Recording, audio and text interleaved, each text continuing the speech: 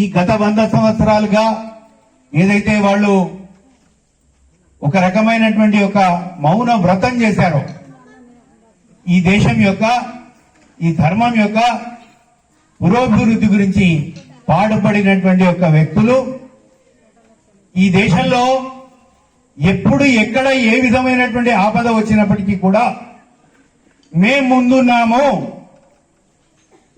దేశానికి ఆపద వచ్చినా, యుద్ధం వచ్చినా, అగ్ని ప్రమాదం జరిగినా, వరదలు వచ్చినా, ప్రకృతి యొక్క వైపరీత్యాలు ఎక్కడ వచ్చినప్పటికీ కూడా ఆర్ఎస్ఎస్ నెక్కరేసుకున్నటువంటి యొక్క వ్యక్తులు ఎవరైతే ఉన్నారో ముందుండి ఈ దేశానికి ఈ ధర్మానికి కావాల్సినటువంటి ఒక సేవలను అందించారు.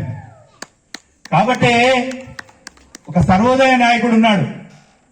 ఆయన ఏం చెప్పాడంటే ఆర్ఎస్ఎస్ అంటే రెడీ ఫర్ సెల్ఫ్లెస్ సర్వీస్, అంటే సేవ చేయడానికి సదా సర్వదా సన్నద్ధులై నడుం కట్టి ఉండేటువంటి వ్యక్తులు ఎవరైనా ఉంటే ఈ దేశంలో వాళ్ళు ఆర్ఎస్ఎస్ స్వయం సేవకులు.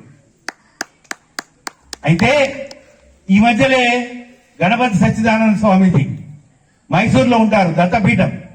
వారు కొత్త నిర్వచనం ఇచ్చారు, కొత్త డెఫినేషన్ ఇచ్చారు.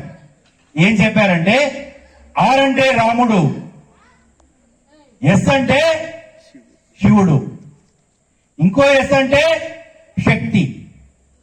అంటే రాముణ్ణి కొలిచేవాళ్ళు, శివుణ్ణి కొలిచేవాళ్ళు, శక్తిని ఆరాధించే వాళ్ళు ఎవరన్నా ఉంటే వాళ్ళంతా ఆర్ఎస్ఎస్ స్వయం సేవకులు అని చెప్పాడు.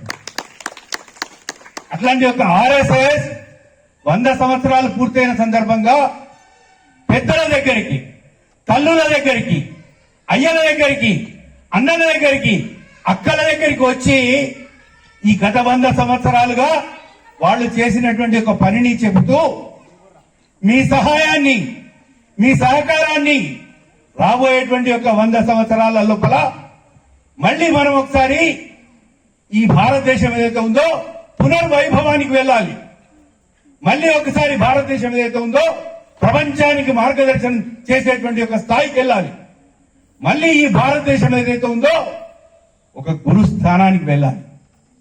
దానికి కావాల్సినటువంటి ఒక శక్తిని, యుక్తిని ఇవ్వాలని చెప్పేసి సజ్జన శక్తి దగ్గరికి రాష్ట్రీయ సంక్షేమ సంఘం నడుం కట్టి బయలుదేరింది.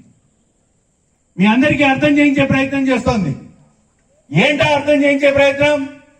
మొట్టమొదటి అంశం ఏంటంటే ఒక నాణానికి ఏ విధంగా అయితే బొమ్మ బొరుసు ఉంటుందో అదే విధంగా ఆ నాణానికి ఒక పక్క దైవభక్తి, రెండో పక్క దేశభక్తి. రాముడు మనకు దైవమే, కృష్ణుడు మనకు దైవమే. కానీ వాళ్ళు ఇక్కడ పుట్టినటువంటి ఒక జాతీయ మహాపురుషులు, మన యొక్క ఈ నేల మీద నడయాడినటువంటి ఒక రాముడు ఎక్కడ పుట్టాడు? అయోధ్యలో పుట్టాడు. కృష్ణుడు ఎక్కడ పుట్టాడు? మధురలో పుట్టాడు. మరి ఈ సృష్టి స్థితి లయకారంలో 14 భువనభాండాలని కూడా తన గర్భంలో ఉంచుకునేటువంటి వ్యక్తి విష్ణుమూర్తి. మరి ఆ విష్ణుమూర్తిని కన్నా కౌసల్య గొప్పదా? సాక్షాత్తు జగదాచార్యుడైనటువంటి యొక్క కృష్ణ పరమాత్మని కన్నటువంటి యొక్క రుక్మిణీదేవి గొప్పతనమా? ఒక్కసారి ఆలోచించండి. ప్రపంచంలో 193 దేశాలుంటే